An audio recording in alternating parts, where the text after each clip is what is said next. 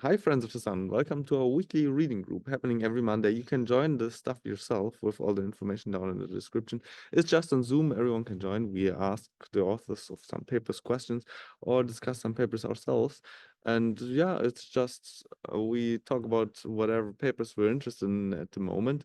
And then today, for example, this is about some gene regulatory networks and also a lot of background on genes and DNA at the beginning, I suppose.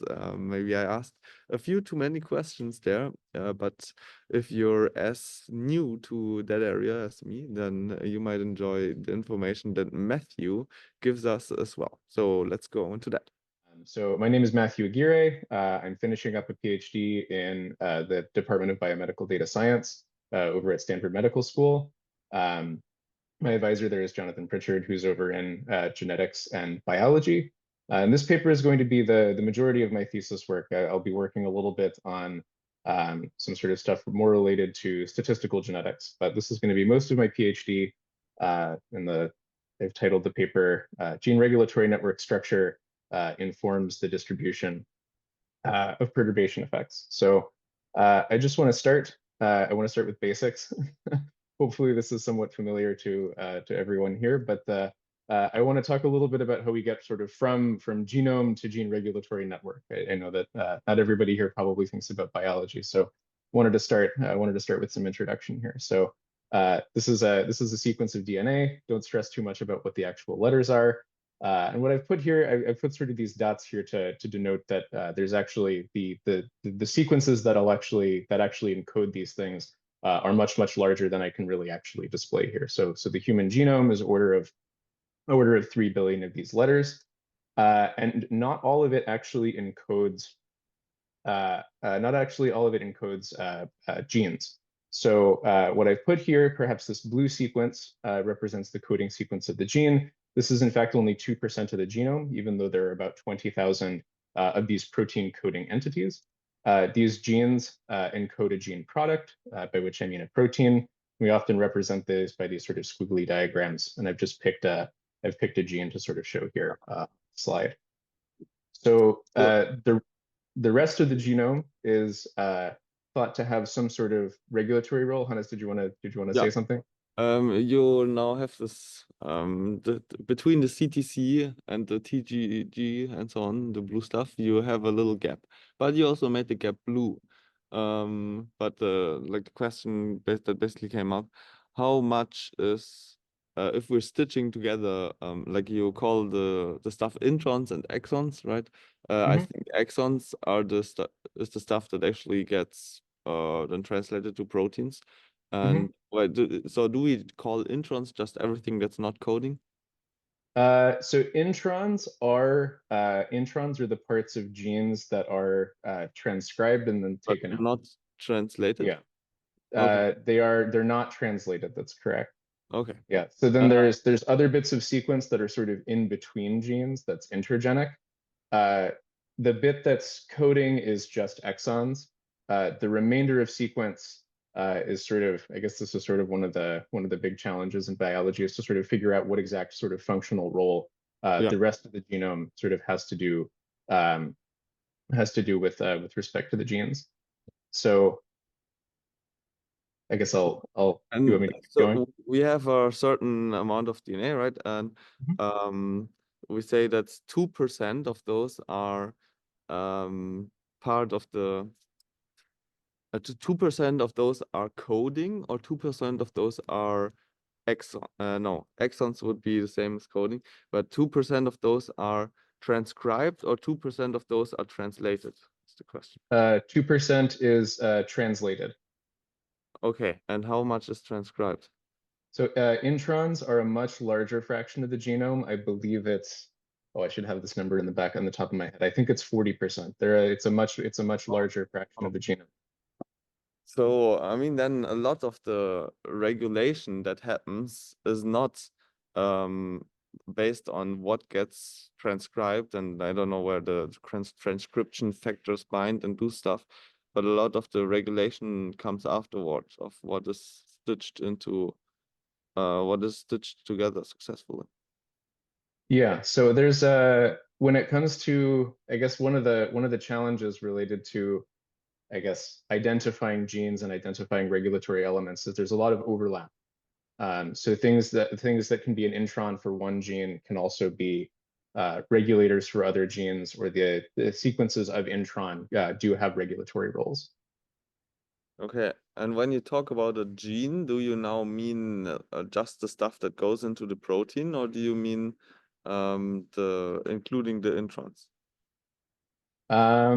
So when I refer to this is a good question. So the gene sort of as when we think about a gene as a functional unit, that is the unit that encodes the protein. When we talk about the gene sort of as it maps into like a linear sort of genome space, it usually does include the introns. It can include regulatory elements that have been annotated to be part of the gene.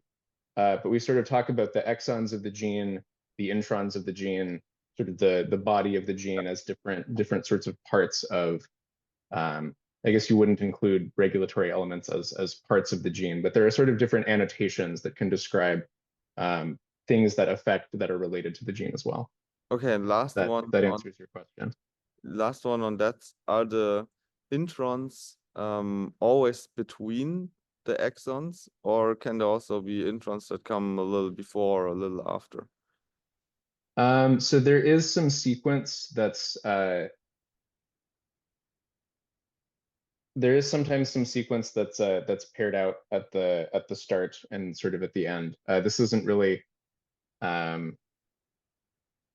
yeah, so you can have a sort of, we call them untranslated regions at the start and end of what does get transcribed. Okay. Good. Then let's continue. Yeah, so there's where transcription starts, and then there's a codon that sort of tells the ribosome to start No. translating. And so there are some regions that get transcribed but then not translated, and then the introns are what gets spliced out. Okay. Okay, so of the remaining 98% of the genome, a lot of it is thought to be regulatory. And so I put 10% of the genome here as a conservative lower bound. The sort of 10% is it's parts of the genome that we've identified as having sort of a known regulatory role as sort of a candidate regulatory element. So this leaves a lot of parts of the genome unannotated, but there is a large fraction of the genome that we're confident sort of has a known sort of regulatory role in some context. And so usually what I mean by a regulatory sequence is that the sequence is involved in affecting the amount of a product of a gene that is made or transcribed.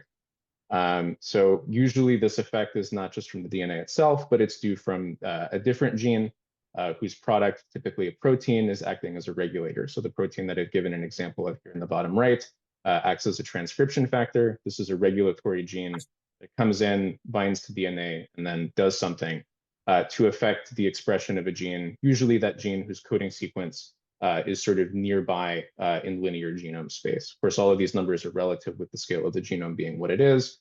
But if I have a regulatory element and a gene nearby, it's more like the regulatory element is more likely to affect the gene that's close as opposed to a gene that's very far away. There are a lot of biological mechanisms by which this can happen. I'm not going to go into specific detail, and we don't in the paper, but I just wanted to give you sort of a sense of sort of what the scale of the genome is and sort of why we care about these sorts of regulatory sequence, regulatory context in the context of sort of understanding how the machinery of the genome is put together, how different things get turned on and off in different contexts. Okay, then maybe like to understand, okay, in the end we have a protein and we're interested in whether or not the protein is expressed.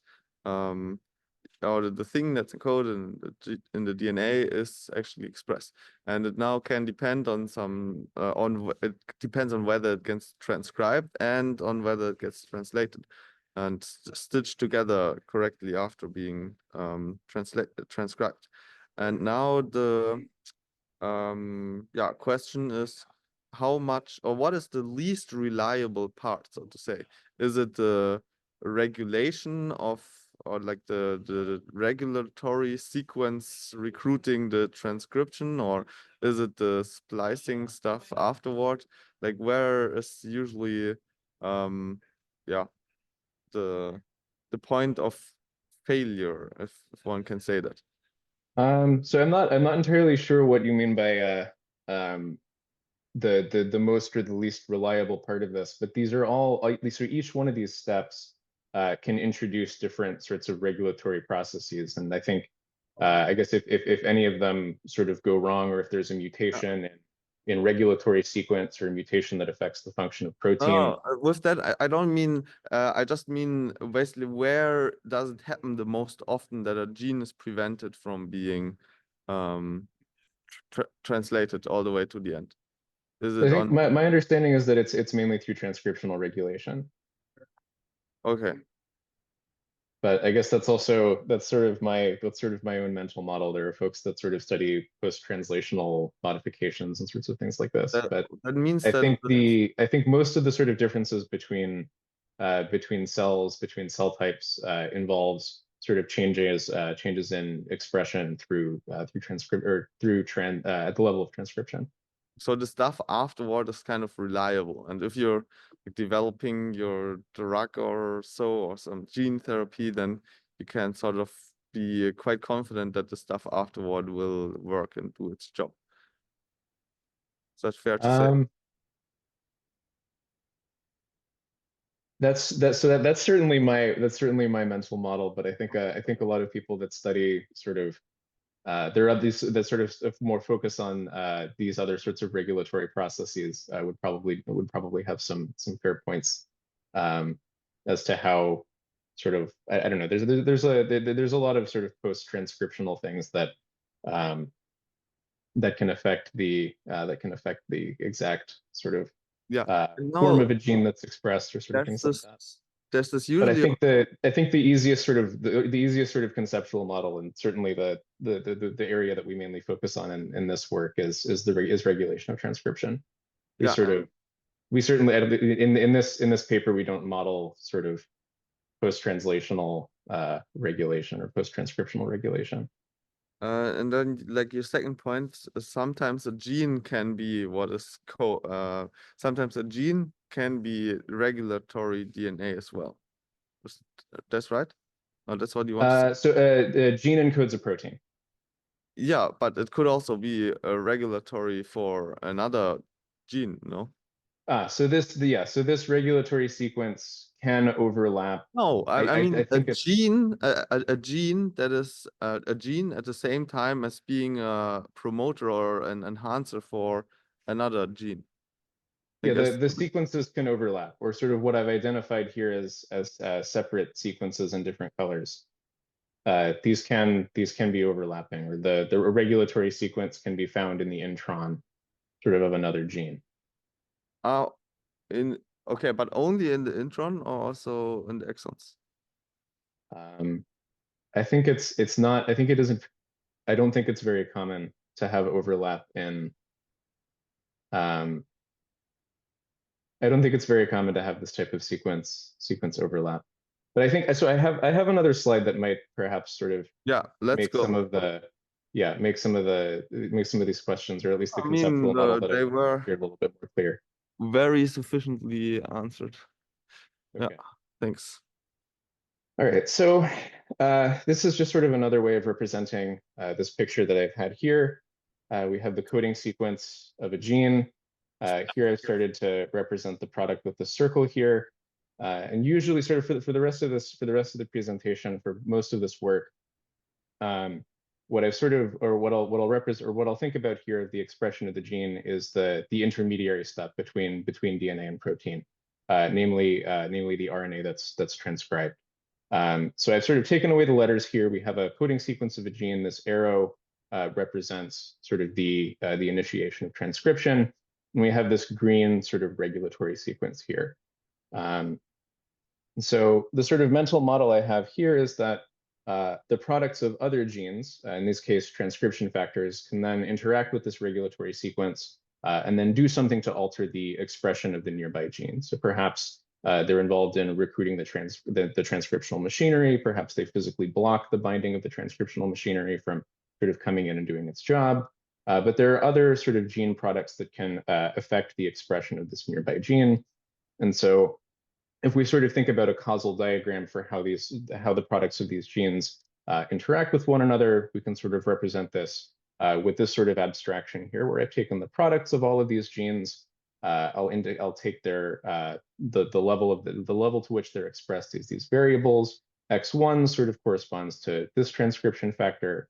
X2 corresponds to transcription factor 2, sort of, and so on down the line. And then if we want to come up with some sort of a mathematical model to describe how the levels of these genes actually interact with one another, and sort of do some sort of mathematical modeling on this, we can sort of layer this on top of the graphical structure that's sort of implied by these regulatory relationships. Okay, so that's GRNs, and I just want to remind again that these like the networks here are actually very, very large. There are thousands and thousands of coding genes, which means that these sorts of regulatory networks can be very useful abstractions for how we think about cell biology and for how we think about traits as well. So we think about sort of the cells that exist in the human body. They all have the same, to a good approximation, they all have the same genome, but they play with different things. Different genes get sort of turned on and off, and the ways by which this happens can be represented by these regulatory networks. So the sorts of ways in which genes interact with one another can be important for how we think about the transcriptional states of cells, how they perform their functions, and also how they sort of result in organismal level traits. So if we think about a trait like the amount of cholesterol that's in somebody's blood, or how tall somebody is, there might be genes that are sort of directly implicated in these traits, but the genes that sort of encode these functions don't act alone effectively, is what I mean to say. So there are sorts of regulatory effects that sort of flow through these networks in different cell types, and then produce not just the level of genes in a particular cell or across particular cell types, but that results sort of in more complex sort of traits. Of course, the challenge for cell biologists and folks who are interested in studying traits is that we don't actually observe the structure of the regulatory network directly. There are sorts of lots of assays that we've developed to sort of measure transcription, to understand the function of these different entities in the network, but we don't get the structure sort of directly with our experiments. So one of the sort of motivating questions we had for this work is that, when we make measurements, what aspects of regulatory networks is it that we're actually measuring? And so this is, I want to both talk about some experimental stuff here, but also say that this is a particularly interesting time to be involved in sort of regulatory biology or sorts of single cell biology. In that the data sets, I think I can now somewhat confidently say that it's routine to measure millions of cells when we go out and do experiments on single cells from tissues, from cell types in sort of different experimental contexts. And sort of I want to highlight two resources here that sort of describe two different ways or two different settings in which it's common to go out and collect this kind of data. One is what we call cell atlases, and the other are sort of experimental settings or experimental. Oftentimes these are like perturbation experiments. So the left is sort of like an observational data setting where the variance that's captured is sort of standing in a population. And the right is a more interventional setting where experimenters can sort of introduce, sort of make perturbations to biological systems and measure the effects that sort of come from introducing perturbations. So one example of this is the so-called tabula sapiens cell atlas. What this picture is a high-dimensional representation of the roughly 500,000 cells that they sequenced from primary tissues from human donors. And the dots are too small to see, but the colors here sort of represent different cell and tissue types, and it sort of gives you a sense of the sort of diversity that exists within a single organism across different cell states, across different contexts, and sort of things like that. Could you Meanwhile, on the right, what you can do is sort of zoom in on a particular cell type, make a whole bunch of experiments. One of the ways that people have to do this is this technology called perturb-seq, which uses CRISPR to sort of target the products of particular genes, knock them down, and then what you can do is sort of measure the effects of these perturbations. So in both cases, the output of the experiment is a big sort of cell by gene matrix that describes for each individual cell that's been sequenced, the level of different genes that exist sort of in that cell.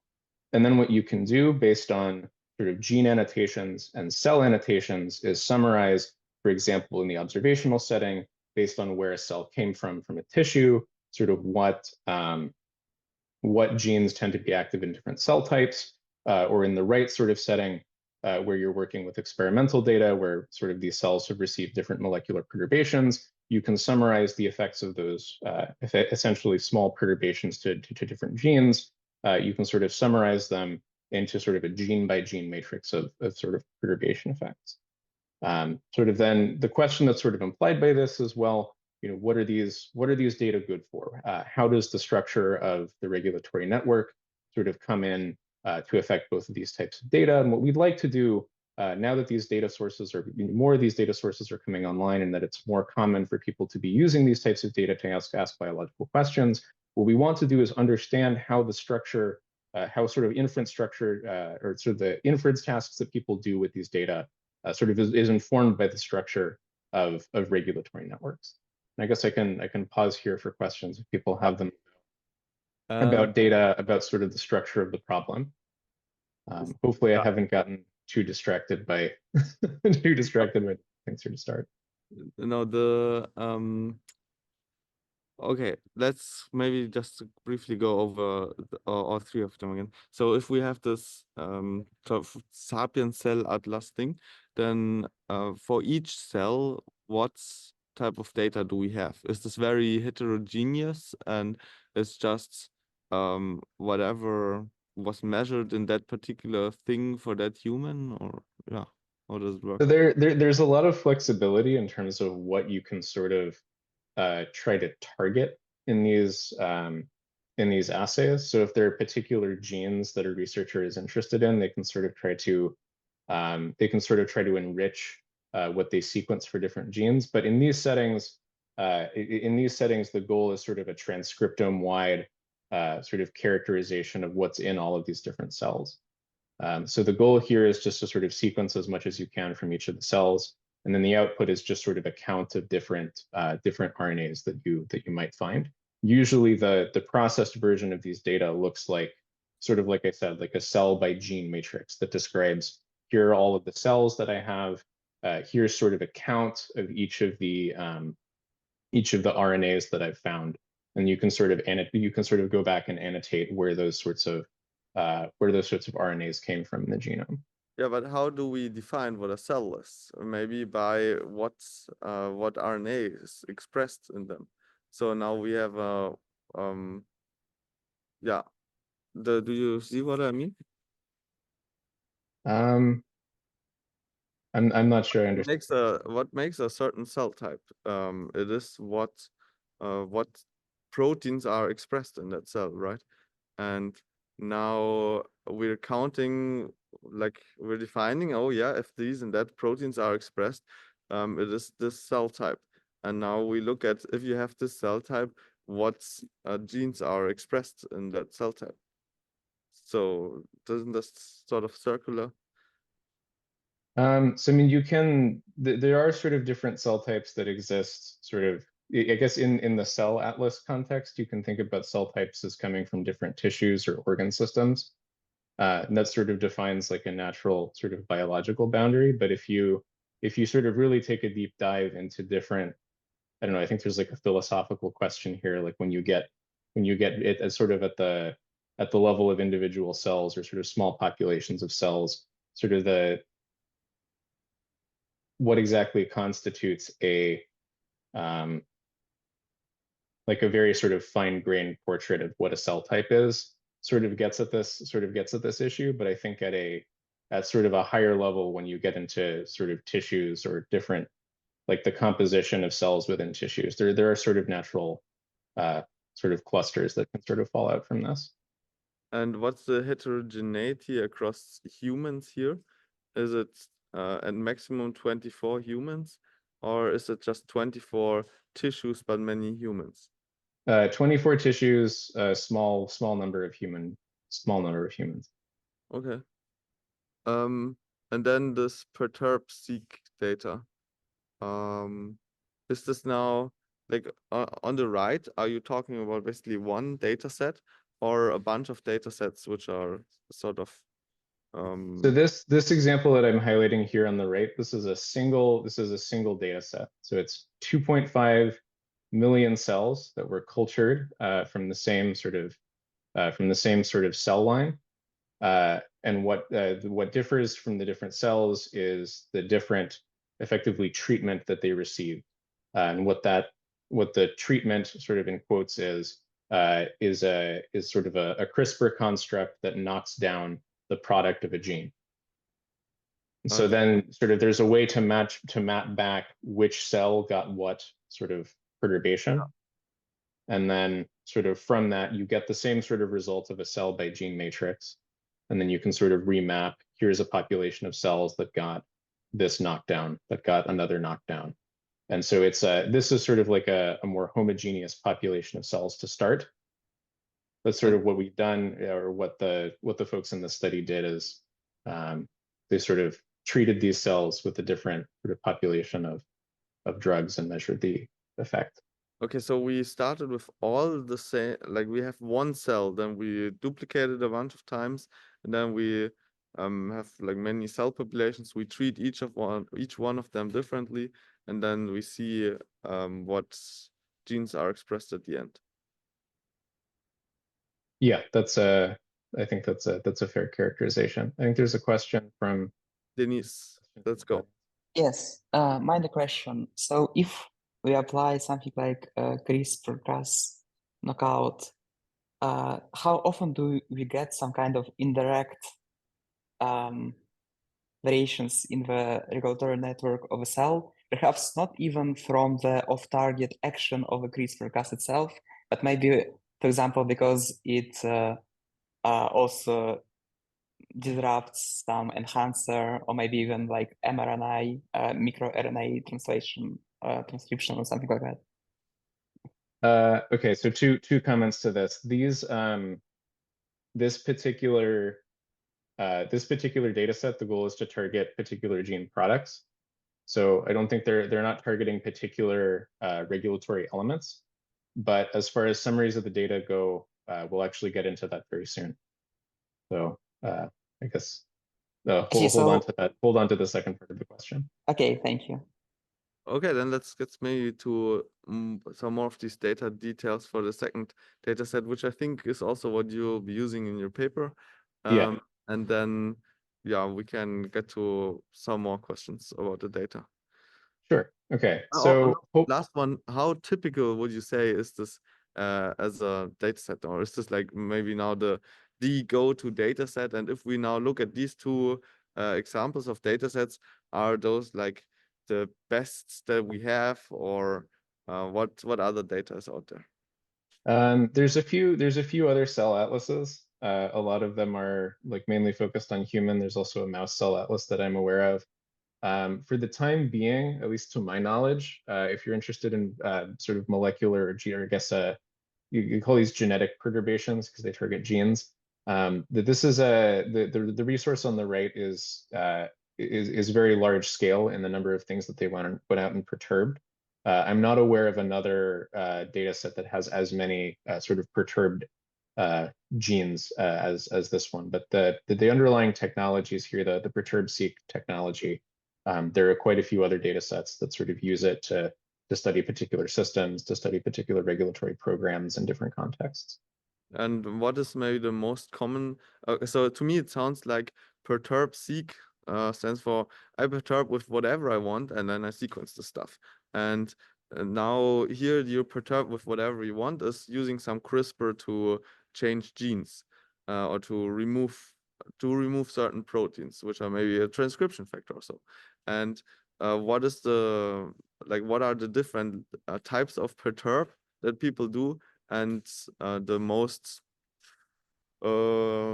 commonly, or the most, where for what types of perturb do we have a lot of data, and which types of perturb are people already using, like some drug perturbations or so? There's a lot. There are a lot of Okay. different. I would say I'm by no means an expert in this, but if you're interested in the sort of different technologies that people have sort of using these types of systems and the ways that people have rigged these things up to target different biological entities, then I would encourage you to start with this paper, sort of refer back to some of the publications that describe the perturb-seq system, and then maybe go forward like in this sort of citation network and find some other technologies that are built on this. I'll just give one example. I do want to actually get into the I do want to actually cover the paper today. Yeah, But so also one how example of long... this, so this is a CRISPR knockdown system. There's also a way to sort of activate things that are not on by default in some of these cells. So there's just one example. This is like a CRISPR knockdown. There's also a CRISPR activation assay that people do, just as an example of something else. Jan in the chat, that's correct. These are RNA sequencing assays. Okay. Okay. How So much time do you have today? I can go relatively quickly through the slides, but I can stay for a little while. Okay, so you have to leave after 20 minutes? I don't have a hard stop, but I do. How long do you usually hold this meeting for? Something between an hour and an hour and a half. It Okay. doesn't really match to us, but right, I mean, if you have to leave, then okay. I'll keep an eye on the time. I don't have to leave at I guess it's 9:30 for me, so I can stay for a little while, but I will keep an eye on the time. Yeah.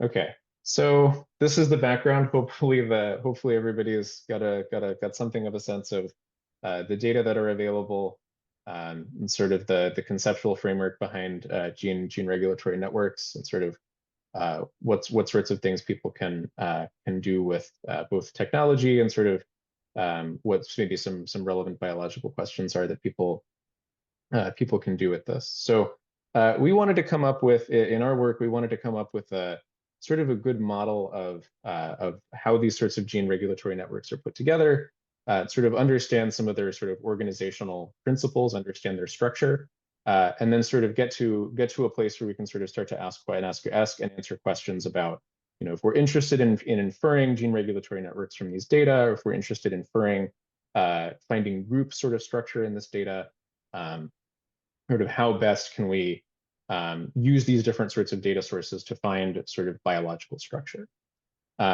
Sort of the starting point that I have for this, and this is the starting point for this is that regulatory networks have what I'll call key properties. And by this, I mean sort of structural properties that are related to the sort of biological function.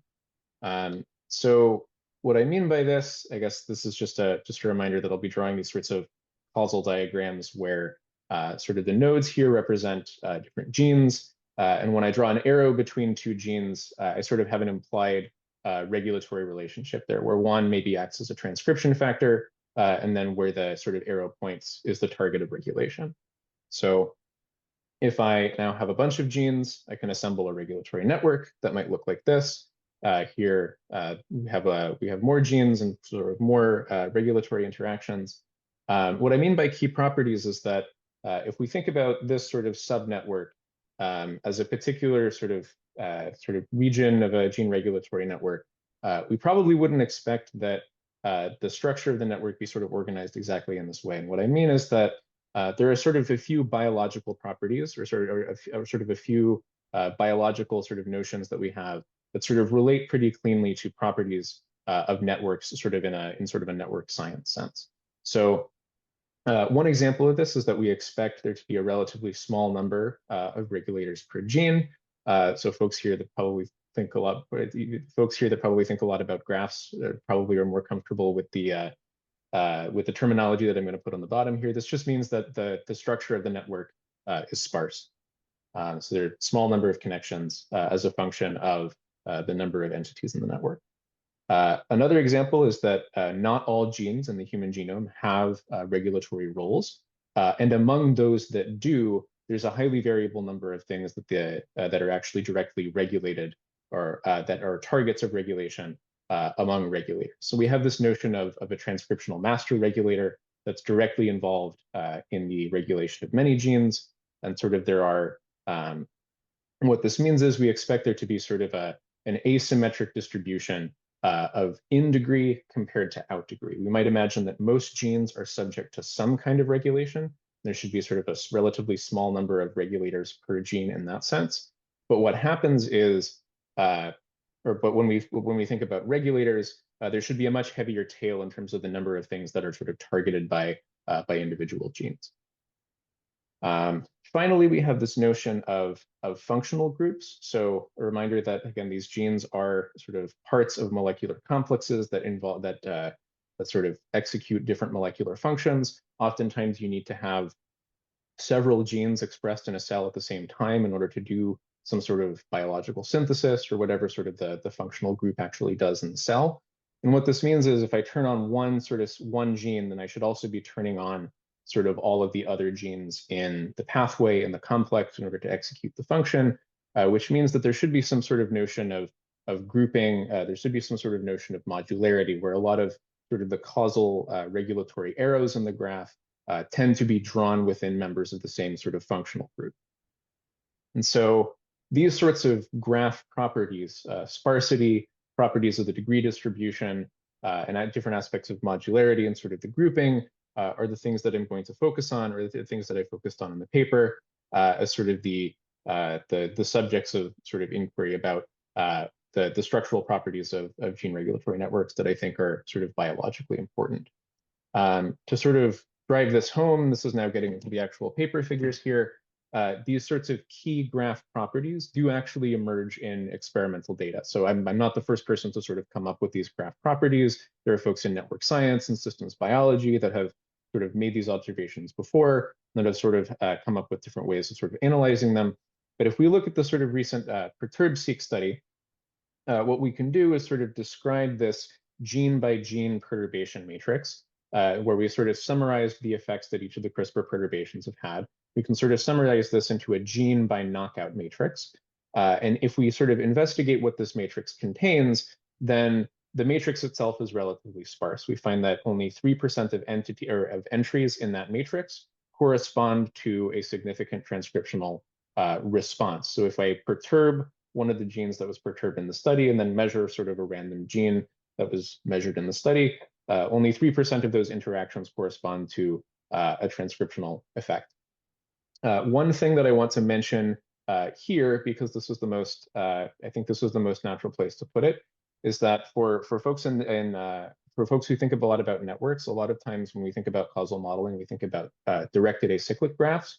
This is not actually the case in biology. At least the acyclic part is an assumption that we wanted to sort of relax for the study here, because it turns out a lot of regulatory sort of machinery has mechanisms for feedback that sort of by definition have to involve cycles. And sort of the simplest example of this when we look at data is that if we sort of look at entries in the matrix where one sort of perturbation affects another, we can ask sort of the inverse question of, does sort of B, that if A affects B, then how often does B then affect A? And we find that a very large, I guess, relatively speaking, large fraction of sort of these pairwise effects are actually sort of correspond to bidirectional effects.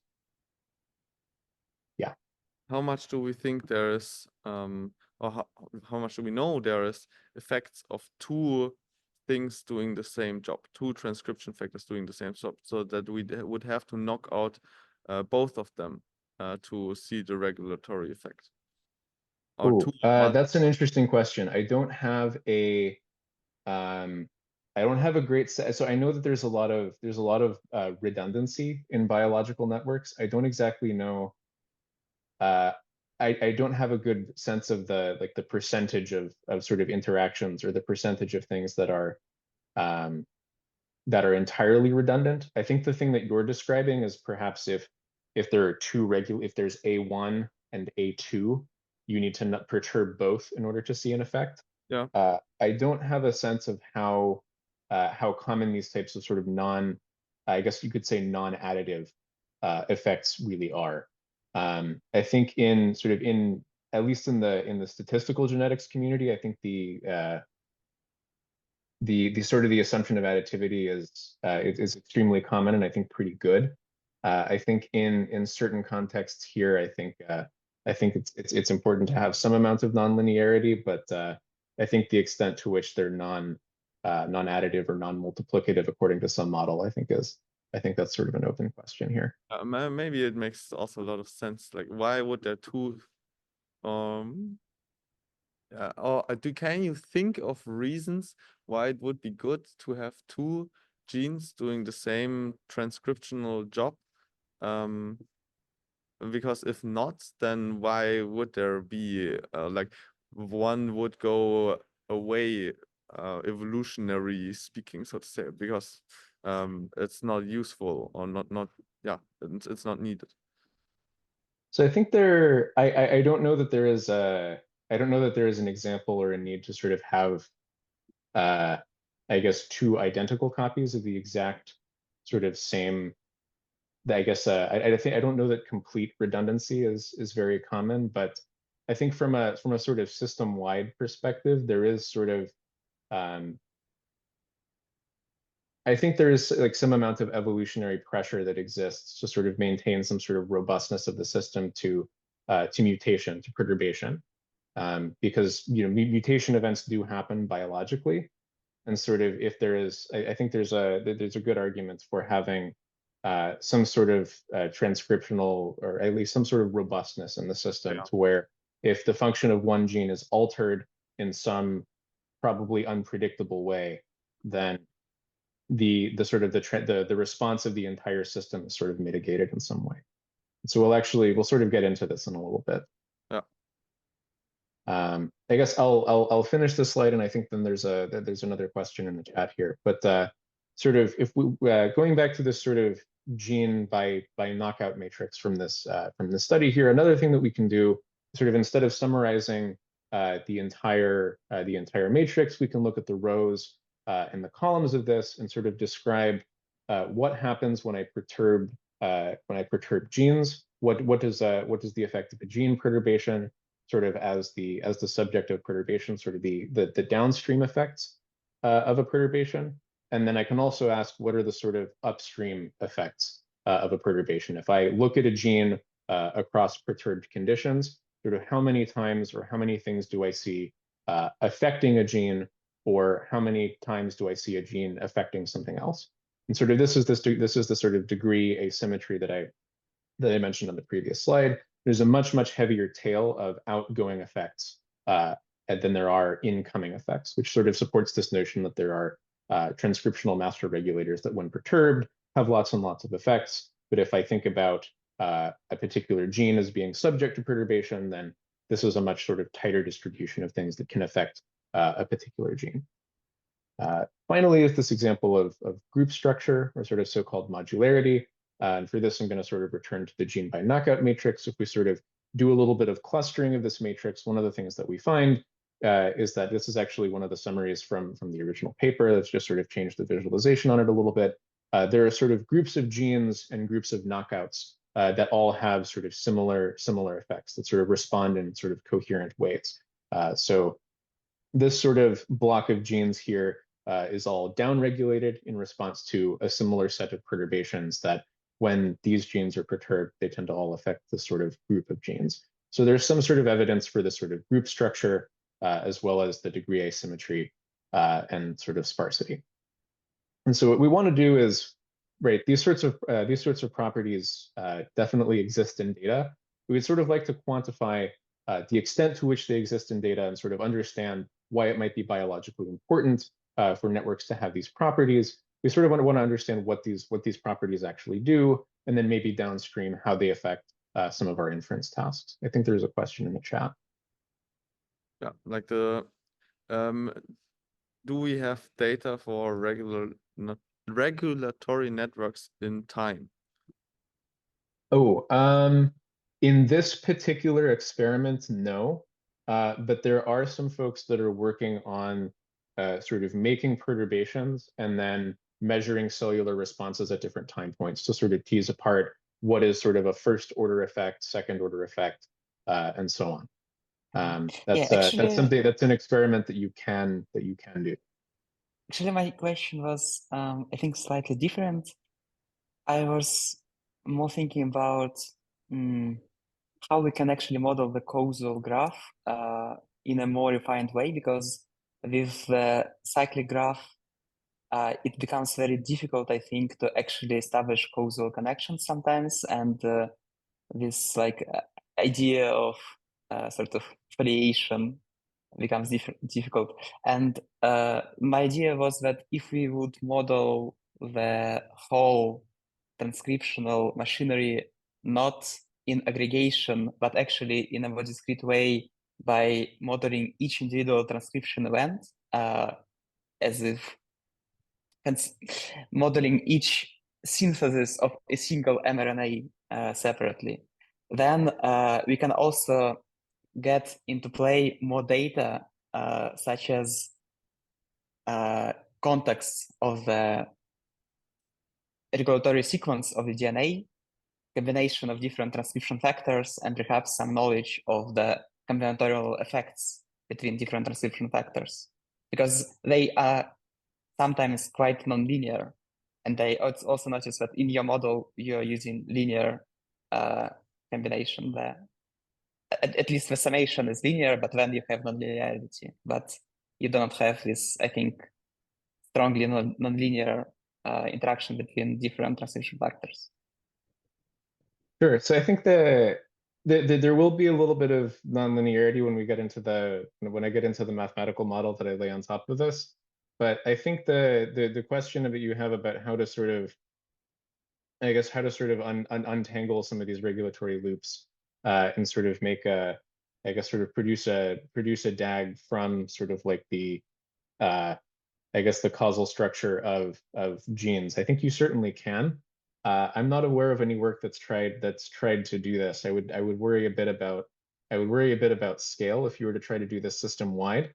I will say that in the context of this study, we don't take an approach like this because what our goal here is to sort of understand these sort of organizational principles, and in order to get graphs that coherently sort of differ in these properties, they need to be quite large, in the order of hundreds or thousands of genes.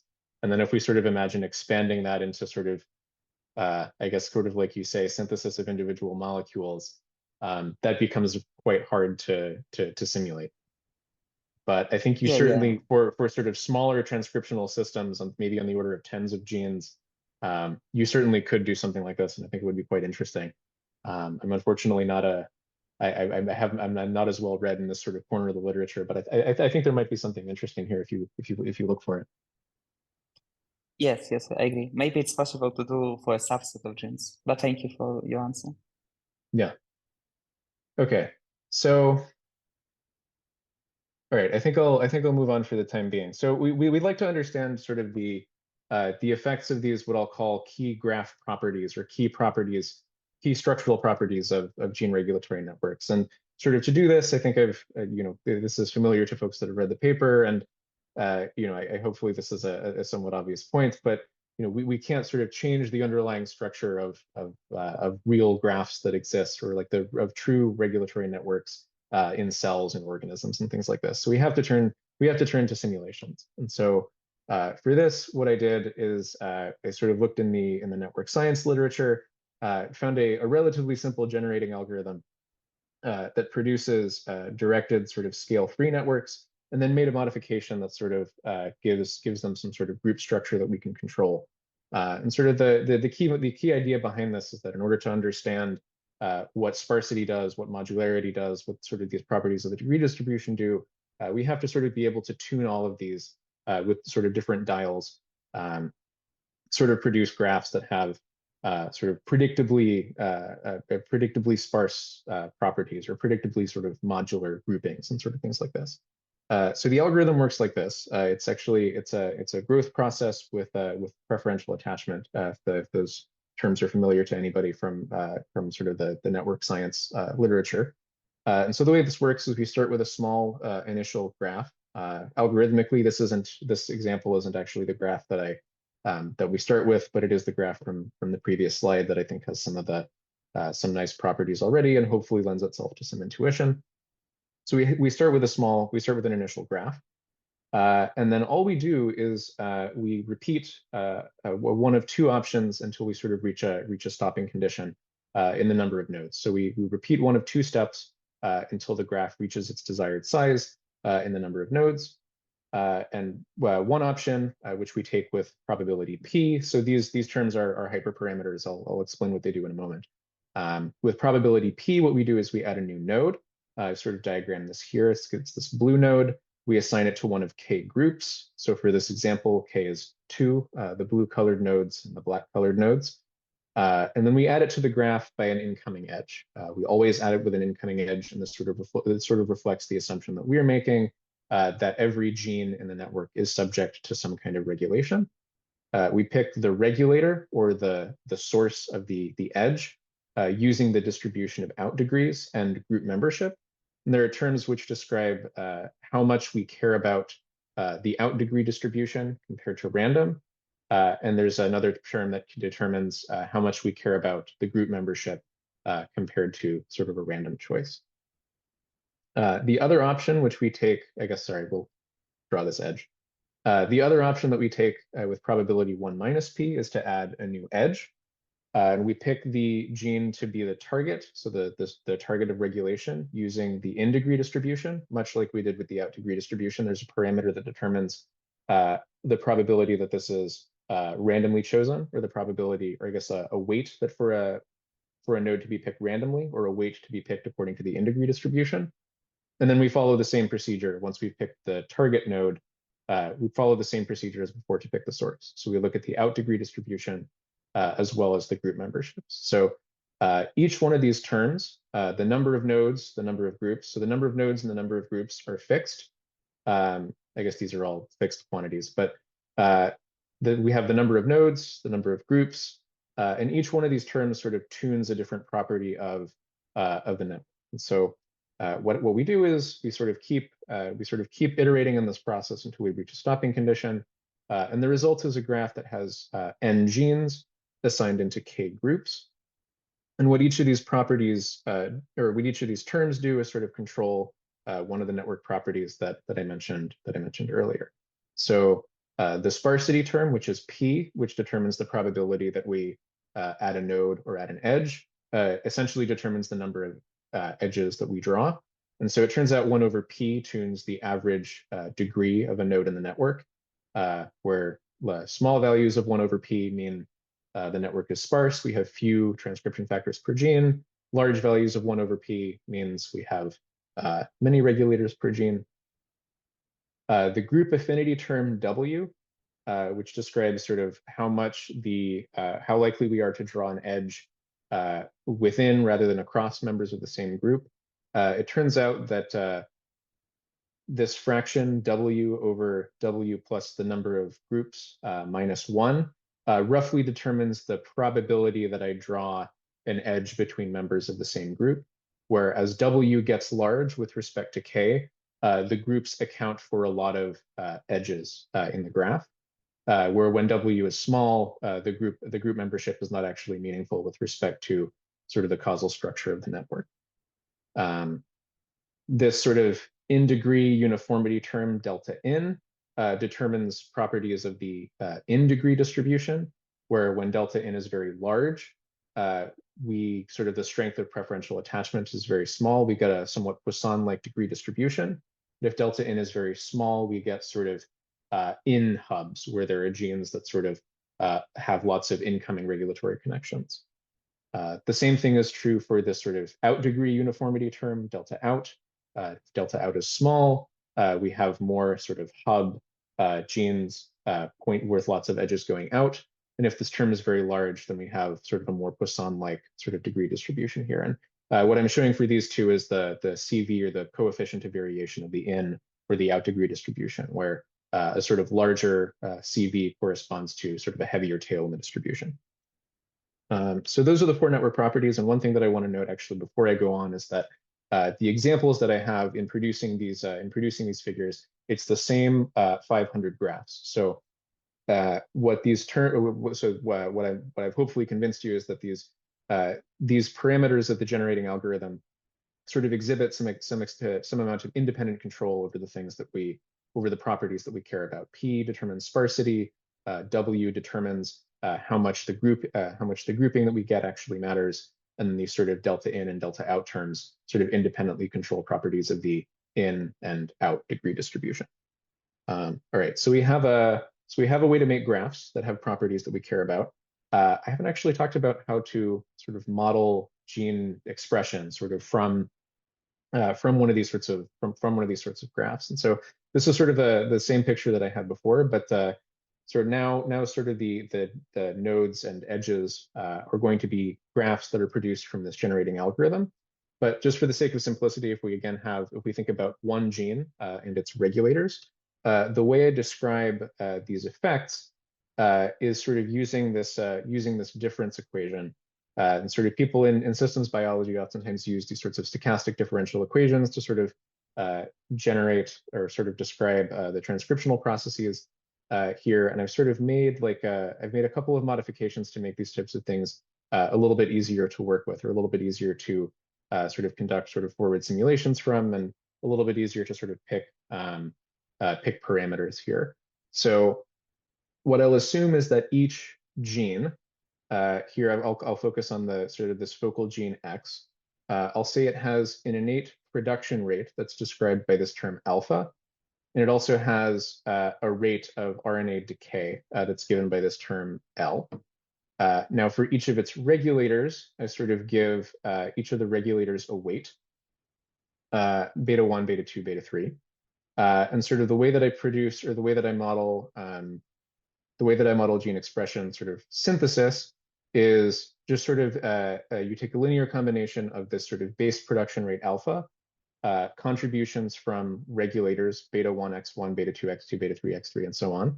And then I sort of force this through a sigmoid function to sort of correspond to the biological assumption that at steady state the RNA values should be non-negative, and they should sort of saturate near some sort of maximum value, and that we can't have sort of runaway production of any sort of individual RNA.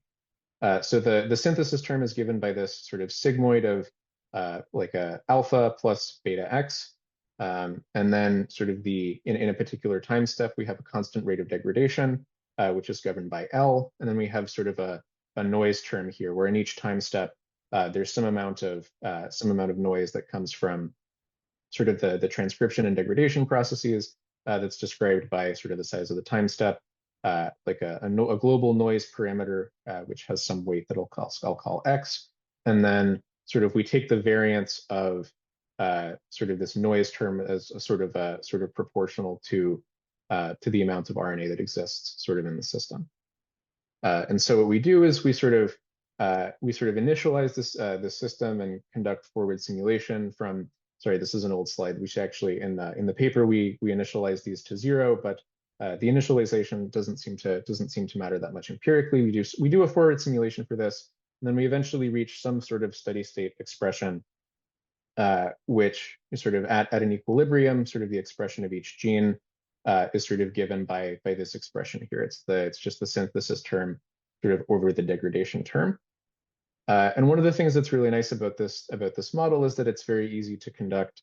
It's very easy to conduct synthetic perturbation studies. So we might you make an intervention. So where in this case we perturb a gene, we sort of delete this third transcription factor that was diagrammed here in yellow.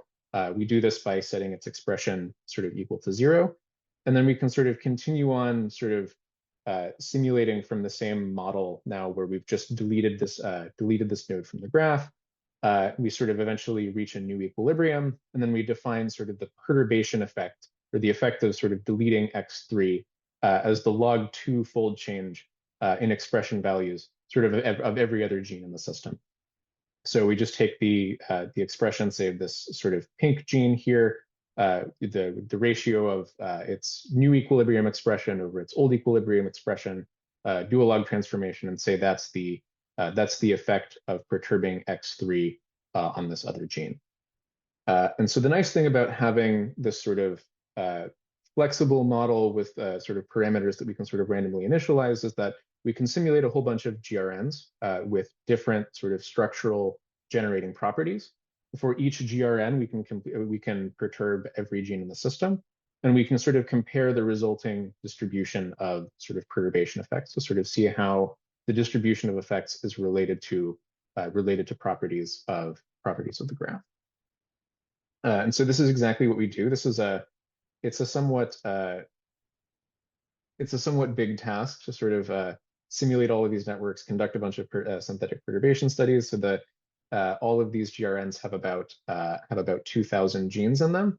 And what I just want to highlight here is that there's a lot of diversity in this distribution of effects as a function of generating parameters. I'll get into what the parameters actually are, but it's a multi-scale sort of distribution here. So the median distribution I've shown here in black, and this is just 50 example sort of GRNs, sort of presented in a slightly different way than in the paper. But what I want to show you here sort of with these trace lines is that for any quantile, which are the horizontal lines, or for any sort of particular magnitude of perturbation effect in terms of absolute log2 fold change, you get an orders of magnitude difference sort of across the gene regulatory networks that we've simulated. So so not only is the distribution of effects sort of multi-scale, but there are orders of magnitude differences in this sort of distribution as a function of the generating sort of parameters here. And I should say what we're actually looking at here is sort of a flattened version of this sort of gene by knockout matrix. All of these matrices will be sort of square because we perturb every gene and measure every gene in every experiment. And so that's sort of this is just sort of an overall measure of sort of what this distribution looks like. And so of course, the question that we sort of sought to answer is how the different properties of the generating algorithm affect this distribution.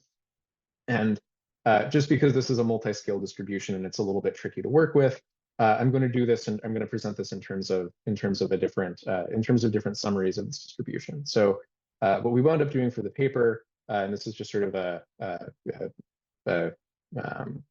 this is in figure 4 here. We simulated just over 1,900 synthetic GRNs. They have a population of 2,000 genes. So the matrices are 2,000 by 2,000. And what I'm going to do here is summarize this distribution of perturbation effects first by counting the number of genes, which are what I'll call that have strong knockout effects. And so I say that these genes have strong knockout effects if, when I perturb them, the expression of 100 other genes, so this is 5% of the network, are affected with a log2 fold change of, I believe this is 1.1, so corresponding to a plus minus 7% change in the baseline expression. And so what we find is we have fewer genes are strong knockouts when networks are sparse. So number of strong knockouts out of 2,000 is going to be on the y-axis on all of these plots. And then on the x-axis, I'm going to be stratifying the same 1,900 synthetic GRNs sort of according to the parameters of the generating algorithm. I see a question in the chat as to how I selected the 2,000 genes. That's just, so these are the causal structure of these GRNs is determined by the generating algorithm. So it isn't that I'm selecting 2,000 genes from sort of a pre-existing network structure. I'm simulating the network structure from scratch, layering on the sort of causal model of expression, and then taking the resulting roughly 2,000, taking the resulting sort of transcriptional system, making perturbations to that, and then sort of describing this sort of all versus all perturbation effect matrix is what's going on. It's what's going on. Sorry, is it meant to be a log fold change or fold change? FC 7%. Sorry, this is seems to be very low. 7% of a, this is 7% fold chain. So it's a relatively, you know, it isn't a dramatic effect, but this sort of effect is sort of, but this is an effect that's likely to be biologically meaningful, at least in terms of the like in terms of the naturally occurring variation. This is a relatively large change. Interesting. Okay, but I still would like to note that, like, in when you do differential expression analysis for something like drug discovery, they usually consider much larger fold changes. But yeah, okay, thank you. Okay. Yes, I think this corresponds to a log fold change of, I think, 0.1. I can do the math in my head. Anyway, maybe so one of the biggest question I had when looking at your papers, or for parts of your papers, like, why are we doing this? We're now studying these fake graphs, right? And maybe we want to understand a little bit about, yeah, if we have these, so there are certain properties that we know that our GRN has, and right, there's only one GRN. And now in the end, all we want to do is understand this one GRN better. And now we come up with these fake GRNs, which we know that they have some properties that we are sure of our real GRN to have. And now I thought, like, the most useful thing that we can do with the fake GRNs is, like, we don't want to look at how changing a parameter of the GRN generator changes, or yeah, how changing a parameter of the GRN model changes the properties of the resulting GRN, but because, I mean, we don't care about this fake GRN, but we maybe want to look at rather, if we have this fake GRN that has certain properties, and we then make some then we have some tools for analyzing them, then look at the performance of these tools for analyzing them. Isn't that a more useful use of the fake graphs? Okay, this was a very common. I'm not sure I follow the. Okay, then let's just, what do you think is the usefulness of I like asking these questions about our fake graphs? Sure. I mean, I think I think this part of the paper, I guess two things. One is sort of, I guess, understanding what the effects of these, like why these properties are actually important, if they are. And I guess another thing sort of related to this is, like, you know, we can imagine, so I guess the mental model that I have here is that this is sort of a model of the subset of a regulatory network that's active in a particular cell type, if that makes sense. So different cells of different types will have different genes activated effectively. So oftentimes what we do when we sort of say regulatory network, the mental model I have is regulatory network in a particular cell type, right? So a regulator that's very important in kidney cells might not even be expressed in cells in the brain, for example. And so we sort of have different sort of subgraphs, I guess you can think of, whenever we sort of make these sorts of whenever we sort of do experiments on a particular cell type, we have different sort of regulatory networks that are sort of active here. And so if we want to infer the regulatory network, oftentimes what we're actually getting is just a network in a particular cell type. And so depending on how well annotated that cell type is, depending on how many sort of observations we have from that cell type, it might be somewhat difficult. Thank you for the person in the chat reminding us that there are other organisms other than humans as well. There are lots of sort of contexts in which the structure of the regulatory network can be different. The goal here is to find sort of unifying principles that sort of describe the organization of these networks and relate sort of the underlying properties that we might imagine. So like I instantiate a gene regulatory network, or like there is the regulatory network for K562 cells from the data that, from the empirical data that I've used to sort of motivate the study. There is a number of transcription factors per gene that is active in that network. But what we get to observe is the distribution of perturbation effects. And that's only if we go out and perturb all of the entities in that network, which might be very hard to do. To date, this is one of the only sort of data sets we have with this many sort of perturbations, this many cells, just from one cell type. Yeah. And so the goal here is to sort of relate these sorts of properties that we might think are somewhat universal to things that we can actually measure, and sort of try to come up with guiding principles for how we might design both experiments and sort of inference algorithms in terms of things that are a little bit more interpretable to work with, if that makes sense. Yeah. The other is also, like, I think there's a fundamental biological question here, which is like, why do these networks have this organization at all? And it turns out, sort of, I'll get to this at the end of the, I guess I'll say this at the end of the slide again, but the thing that sort of came out that we found was relatively striking about this was that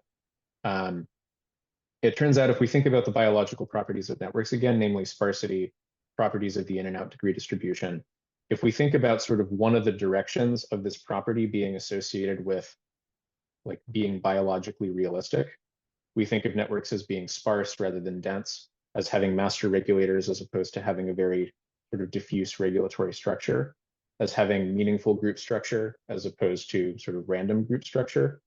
We find that all of these sorts of directions of biological effect are reduced or are associated with sort of reduced susceptibility to perturbation, sort of no matter how you slice it. So we think that these sorts of organizational principles are important for the organization of biological networks, potentially sort of as an internal sense of, or as sort of a way of engineering some amount of robustness to perturbation. So we think these properties are biologically meaningful, and then sort of downstream of this, there's some sort of effect that they have in terms of how sorts of the summary statistics that we might derive from experiments about knockout effects or about coexpression sort of are related to these sorts of organizational principles here. Yeah. Does that make sense? Yo, to me.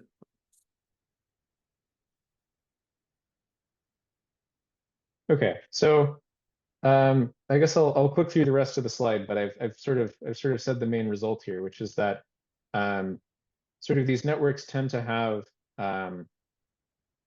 fewer genes that have strong knockout effects when networks are sparse.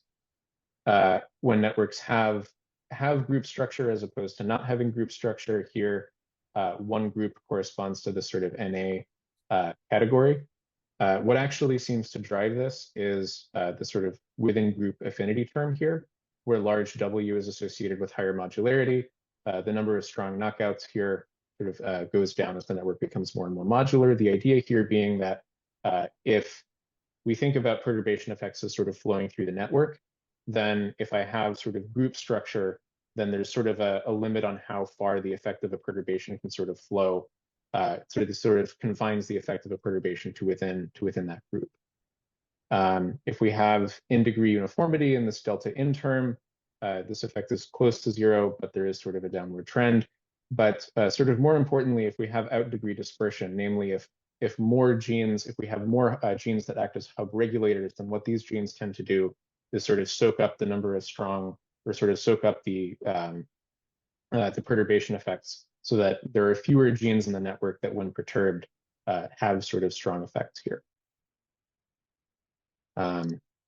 So we can then sort of ask, all right, well, this is a generative model. We've sort of described the properties of the model here. Which of these structures seem to be compatible with the distribution of effects that we see from real experiments? So Hannes, this sort of gets to your question about sort of, we don't, like in this paper, it's really about, we sort of made the focus about modeling modeling properties and sort of understanding effects here.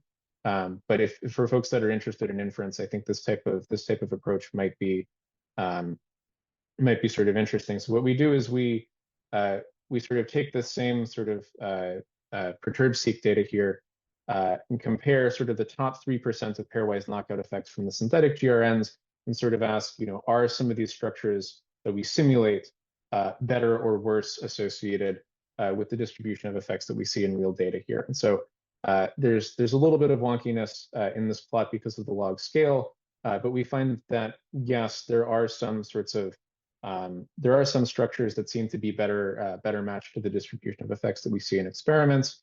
And sort of in the remainder of this, in the figure, what we show is that the GRNs that are better matched to data tend to be sparse, they tend to be modular, and they tend to have hub regulators, which is the same sort of it's the same sort of thing that we use in the motivation of our study. These are the same properties that tend to confer some amount of resilience to perturbation.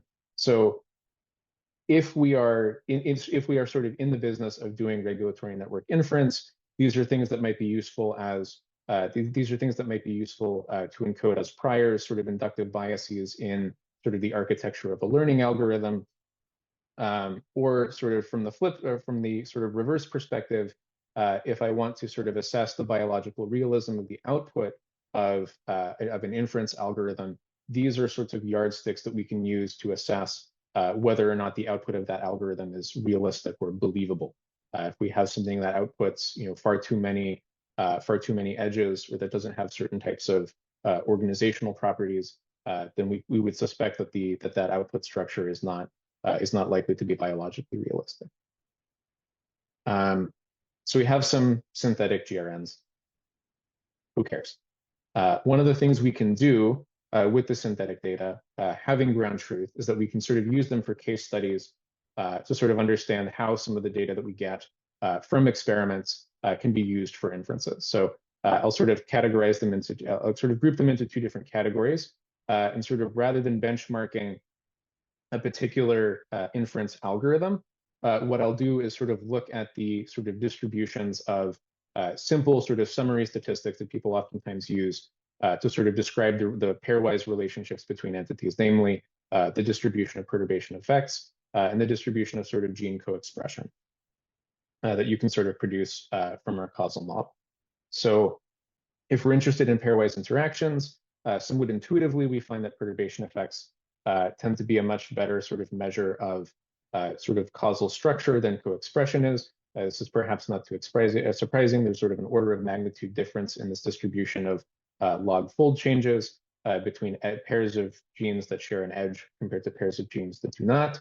The reason for this turns out to be relatively somewhat intuitive, namely that in the sorts of genes or in the sorts of networks that have biologically realistic structure, namely that have sparsity and hub regulators, co-expression is much more often due to co-regulation rather than direct regulation. So if I have a master regulator here that is directly involved in regulating the expression of many other genes, all of these sorts of pairs, all pairs of genes here in this sort of in this little subgraph that I've shown here will have a high degree of co-expression due to the causal structure. But only the true regulator, which is here on the left, is going to have an effect when perturbed. So if we look at if we look at pairwise gene co-expression as a summary of how related two genes are in the network, we often find this sort of due to co-regulatory structure rather than causation, which for those of you that are probably used to thinking about networks and causal inference, this is perhaps not the most surprising finding. But it does get particularly important in networks that have this sort of biological structure. One way to sort of see this, and I have a couple of these types of plot in the supplements, is you can sort of summarize the number of pairs which have an edge or that are co-regulated, and you can sort of stratify them by what degree of co-expression they have. And in one of these networks, which is best matched to the real distribution of effects that we see, is that there's sort of at all levels of co-expression, there's an order of magnitude more pairs of genes that are co-regulated than there are that share an edge. And if you look at log fold changes, the opposite is true. There is a sort of an order of magnitude enrichment at the tails of perturbation effects for pairs of genes that have real edges. So essentially, if we're sort of in the business of network reconstruction, this type of perturbation data is absolutely essential in terms of actually identifying pairwise interactions. One thing that's kind of interesting as well, if we have this really, and just to sort of drive home that this is driven by this sort of co-regulatory thing, if we only look at genes, so if we have an oracle tell us what pairs of genes are connected by an edge or not, these two sort of sources of information, both co-expression and knockout effects, have similar sort of information. This is now one of the figures from the paper.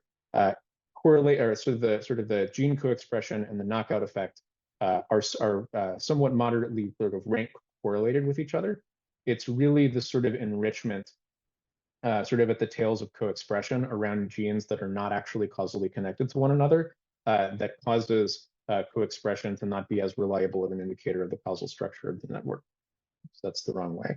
And sort of if we look at then sort of where correlation between the magnitude of these effects, both co-expression and knockout effects, and the weight of sort of the strength of the regulatory interaction, there's sort of a similar amount of signal that's contained in the magnitude of the perturbation effect and the magnitude of correlation if we somehow already know what the network structure is. So this isn't maybe the most useful sort of structure, or this isn't the most maybe useful. This isn't the most applicable setting in the context of inference, but what it does tell us is that if we can sort of do things to model what the sort of co-regulation actually is, then sort of the information content here is still actually this information is there, but we have to deal with co-regulation. I do want to be mindful of the time, but the last thing that I do here in the paper is look at the sorts of, rather than going out and trying to find edges, I ask a similar question about how to discover groups. So these networks have some amount of meaningful group structure. There are lots of different ways to perform this type of clustering. Here, what I do is I perform a dimensionality reduction technique. It's just a singular value decomposition on the sort of cell by gene expression matrix from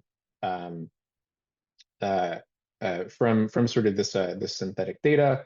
Ideally, this should yield a set of genes which is sort of important for relevant groups of cells, sort of depending on the experiment. This could be a cell type, a tissue type, a sort of set of genes that are functionally related to one another. But we'd like to know, sort of based on these sorts of structures, if the programs are reproducible, if they reflect ground truth clusterings, and if the process benefits from having perturbation data. And for this, we really need, I guess for both of these, we really need sort of the ground truth sort of setting that's offered by having sort of synthetic data. And again, what I find here is that group structure can be found from both sort of sources of data. It seems that the perturbation data, if you have it, will help you find sort of the causal structure or sort of the group structure that's latent within the graph. But the unperturbed data still actually does a pretty good job of finding these sorts of groups. And the idea here is that even when you have co-regulation, this sort of information is still hypothesis generating with respect to the structure of the graph. Because if I tell you that this sort of set of genes is co-regulated, we know that the network is likely to have some sort of modular grouping. So this sort of co-regulation is actually still likely to be functionally informative. In the interest of time, I'm not going to get too far into this because I had a feeling I'd be a little bit pressed for time at the end. I want to put the caveat that this result depends on the amount of intrinsic noise that we model in the system and sort of which perturbations are made. So in the paper, we assume that we're doing sort of like a genome-wide perturbation study. You could imagine that you could be clever with the way you pick which genes to perturb. That might be more or less informative with respect to both the causal structure of the network and with respect to the grouping. And one of the things that we actually find is that if we have a sort of high noise setting in terms of the graph generating or sort of the gene expression process, excuse me, we find that in that sort of setting where there's a lot of noise and transcription, the perturbation data no longer gives you sort of this sort of benefit in terms of finding more structure from the graph. Sort of like there's a trade-off here between the variance that's introduced from perturbations being informative or just actually sort of changing the underlying sort of causal structure of the network. Okay, I do want to be mindful of the time here, but I want to recap what we've sort of done in this study, which is to come up with a new technique to make synthetic graphs and simulate expression data. I don't do a whole lot with respect to benchmarking existing tools, but hopefully I've convinced you a little bit that the properties of underlying graphs in this sort of context are important. Namely that sparsity and sort of hub regulators tend to dampen the effects of perturbations within these networks. That all of the properties that I've described here are sort of an important component of sort of the structure of GRNs, and that if we're interested in sort of finding regulatory hubs and edges, these sorts of experimental perturbations are essential for that sort of inference setting. But that if you're interested in sort of finding gene programs or sort of clusters of functionally relevant genes, really the thing that's more important is just to have a large amount of data from either perturbed sort of or unperturbed cell states. So I just want to wrap up and give a brief outlook on this and just say that with the amount of data that's sort of coming online, now is a very exciting time to be working with biological data. There's lots of new sort of experimental approaches that people have come up with to introduce perturbations, sort of manipulate biological systems in individual cells. There's a lot of large-scale sequence-based sort of resources that are coming online, some based on perturb-seq, some based on sort of observational data settings. There are lots of opportunities for method development that I don't go explicitly into in this paper, but hopefully some of the intuition that we find here is sort of interesting and inspiring and sort of related to inference sort of designs or sort of algorithms and things like that. And hopefully I've convinced you that it can be helpful to think about the structure of inference problems, especially in biological settings where the number of genes is very large, where structural properties are sort of hard to intuit. I've hopefully as well convinced you that these types of simulations can be helpful for developing intuition about how sort of these things are structured. And I want to say as well that I'm optimistic about in the future how sort of simulation-based inference can, from sorts of generative models like the one that we've sort of described here, can perhaps empower sort of inference algorithms that really want more data than even the large number of cells that people have gone out and sequenced. So I have a repository that's attached with this paper, so please feel free to work out with our code if you have any questions, comments, ideas. I see there's a few people that are there's a few questions that people have in the chat here. But with that, I just want to wrap up. Thank my thesis lab co-authors that I've bolded here, my home department's funding sources. If you have any questions after this, please feel free to email me, reach out on social media, however you want to find me. But yeah, I'm happy to take a few questions with the time that people have. Okay. Yeah, maybe the people who asked their questions in the chat can unmute themselves, and otherwise we maybe go through some of them. Did you already think more concretely about how to encode these graph properties? Blah blah blah. Like do you do any machine learning yourself as well? And do you also try to address the inference problem with some ML methods maybe? So in this paper, not directly, but Sure. I think the argument that I would make here is that sort of the output of a sort of a network reconstruction tool should have these properties, and that these types of things are important to consider when sort of formulating the inference problem. If that makes sense. Yeah, so I mean, there are sorts of ways to sort of encode this, like if you have a whatever loss function you're using to sort of fit your model, you can imagine sort of including different types of penalties that would encode sort of, or that would suggest sparsity or some sort of group structure. People oftentimes use like a low rank assumption or like a rank penalty on the resulting network to encode something like a group structure. I haven't thought quite as much about properties of the degree distribution, but I imagine folks that think more about machine learning on graphs are probably a little bit more adept at how to encode these types of things than I am. Then I don't know. Yeah, anyway. Have the known unknown cis regulatory domains been matched to the identified true regulators? I'm not sure what this refers to, but maybe you do. The known unknown cis-regulatory domains been matched to the identified true regulators? Oh, I see. I think no, unknown cis-regulatory domains been matched to identified true regulators. Yeah. So some of them have. Some of them have. Not all of them have. This is also an open question to some extent. So there are some. Oh man, I don't think I'm the right person to answer this question. The guy just unmuted. Maybe Lars. Okay. Your sequence when you're testing a true regulator, or you're using your mutated genes to see the effects on the entire network, there are a number of like binding site, like signature sequences that are in the cis regulatory region. You could in sense be able to validate some of your sequences or maybe transcriptional factors that you're looking at to determine that they actually are affecting the genes that you're looking at. You can sort of do some sort of validation. There are some signature sequences that are paired with certain transcription factors that you may be able to validate some of this. I don't know if you've taken a look at that. So in the context of the simulations, I haven't looked at that specifically, right? Because the way that we sort of produce the graph and then sort of layer on the gene expression model, I've sort of abstracted away. I've abstracted away the effects that come from like I don't have a solid model, or at least I don't concretely have terms for promoters, enhancers, specific regulatory elements, DNA binding. These are things that in real data biologically, right? These are real effects, and if I were to come up with some sort of like expanded causal model of gene expression, these are things that I would have to model. The reason I abstract them away in this work is that in order to simulate sort of these networks with the scale that I do, with the properties that I do, I have to pick sort of all of these I have to pick all of the parameters for these sort of at random.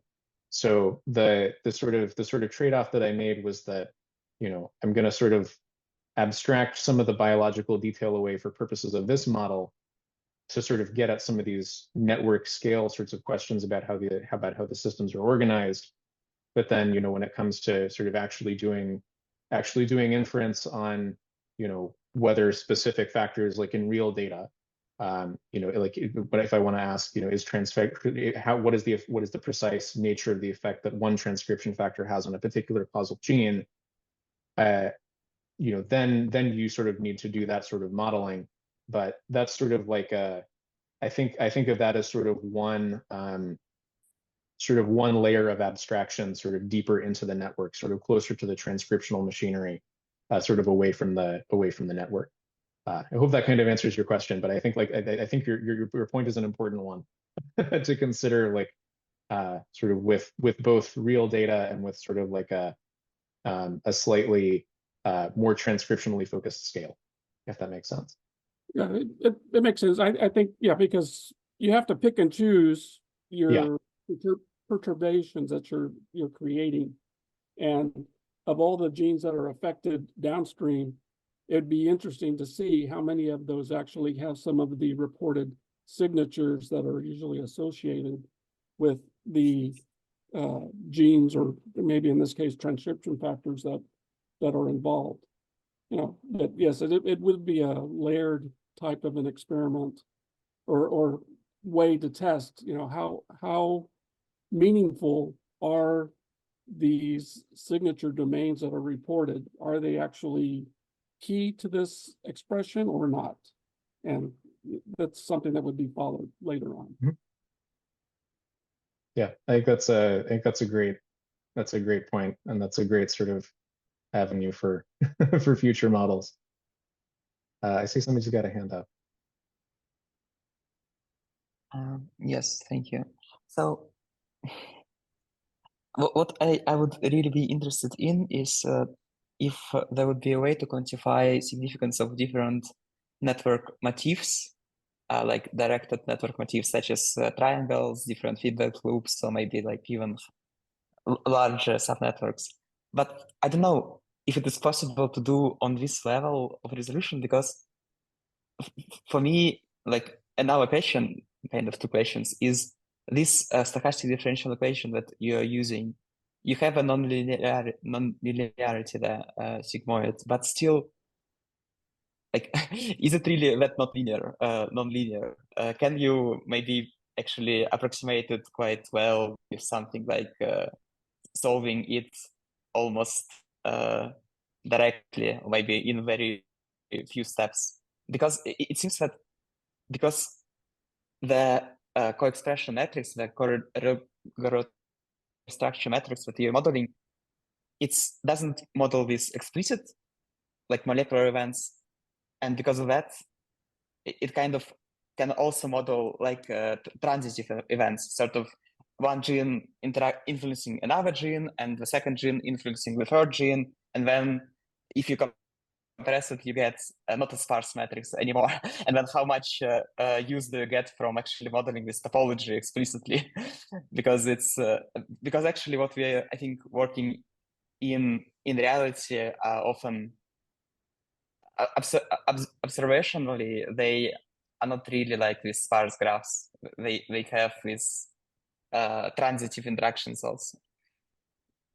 And then that's very hard to identify those motifs. So I guess it's a bunch of things, but yeah, I can try to touch on a couple of the points that you have here. I think one is, I guess I'll come back to the point about motifs, but I think that the point you make about the scale of effects, I think the point that you make about sort of the nature of some of these effects and how they propagate is important. So sort of to the question of sort of how non-linear is this effect, right? Sort of like with there's sort of like a scale that's implied with the sigmoid, right? Like if you have effects that are very large, right, then you can sort of well approximate the behavior of any given regulator as sort of entirely activating or sort of entirely repressing.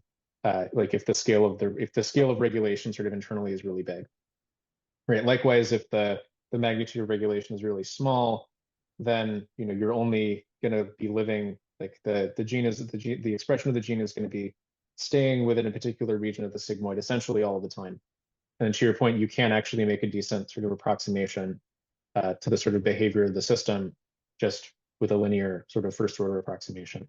So in this work, I sort of tried to pick the scale of the regulator so that it's not trivially right on off, and then it's also not small enough that it can be well approximated by linear effects. I think, I mean, under the hood, as long as we're sort of looking at maybe the effect of a single regulator, you can probably describe that reasonably well with a linear approximation. But then sort of as you get these sort of cascading effects, then it's not obvious to me how these sorts of things sort of combine sort of with respect to the sigmoid.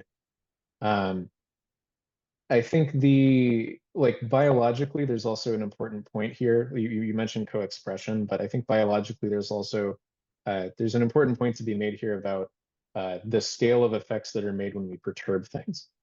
Sort of the kinds of perturbations that we make to cell lines in a lab are quite rare in nature. It's not that common to have sort of a whole gene perturbation in this way. And I think a lot of the folks in the human genetics community spend a lot of time thinking about these sorts of loss of function variants and whether or not they sort of the extent to which they're sort of tolerated in populations or in a population setting.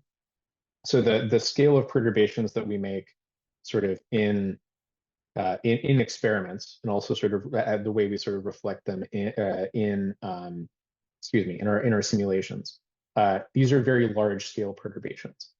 And so if you think about sort of the amount of maybe transcriptional noise or the amount of sampling noise that we get, we would sort of expect, sort of depending on how noisy the actual experiment is, and depending on sort of the underlying structure of maybe sampled tissue or something like that, we sort of should expect that the scale of noise to be at least smaller than maybe the first order regulatory effects.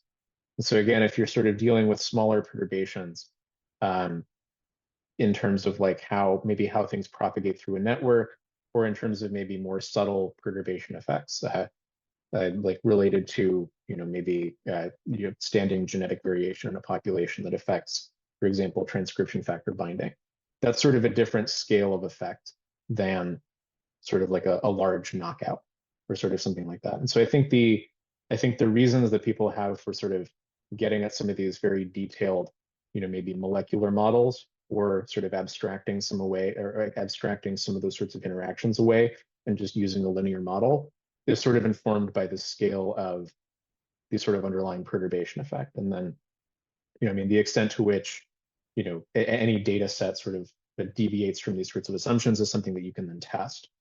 But sort of the goal that we had here was to sort of get at something that's a little bit sort of that's sort of beyond just like a linear causal model for something like this. That we sort of wanted to incorporate some of the sort of nonlinear systems biology sorts of models, to sort of give this model more of a flavor of that type of a model. But yeah, I think there's I think there's another point in here about sort of the scale of effect and sort of how that informs what model you sort of have for how these sort of entities interact. Yes. Okay, thank you. I guess the real question is, I think you also made a point about you also made a point about motifs. I don't. Yes. I think as far as, I don't know, there's some systems biology literature from I think a little while ago now that was sort of they sort of made the argument that there's a lot of triangles, there's a lot of sort of feed forward motifs, both in sort of triangle or sort of square shapes, that seem to be more common than expected in biological networks. I haven't looked too deeply into sort of how those sorts of motifs are, whether these motifs are also enriched in the networks that I create here. It isn't obvious to me what those effects, or like what the presence or what the enrichment of those motifs would actually mean, at least for the quantities that we sort of assess here. At least I don't have a great intuition for it. But that could be something to look into. I think also maybe yes, thank you for your answer. But maybe very little question. So do you think that oscillatory patterns in expression are significant for actually faithfully modeling the cell? Because obviously there is like cell cycles, or which like major and global cycle, phase cycle. But okay, you can sort of regress it away. But also I think some genes can naturally oscillate, and then if you model them by a stationary, it becomes less expressive. Yeah, so I think this is a good point, and it's one that I sort of swept under the rug a little bit with the presentation here, and like the difference equation that we work with here is sort of, I don't know, it's very hard to work with, at least analytically. We just sort of in fact it's not, I don't think we don't have a guarantee that it actually reaches a stable equilibrium. Empirically, this is something that we do check, and we sort of get around this by sort of doing long time averaging in order to get the knockout effects out. So at least for again, sort of within the context of the things that we study in the paper, namely coexpression and perturbation effects as we might measure them biologically, we sort of try to get around any sort of oscillatory behavior that we observe in the system. But we do actually see some instability with respect to some of the, at least with respect to this model that we have of gene expression. We do get some oscillatory behavior. We get some instability in certain sort of regions of the network generating parameter space. So namely when networks are a little bit more dense. I think we have a supplementary figure on this, but there are certain regions of the sort of network parameter space that tend to lend themselves to more unstable behavior that I think might don't know. I don't have more experiments on this or intuition on this handy, but I think some of this might be biologically important in some sort of way, but that's not something I'm deeply into quite yet.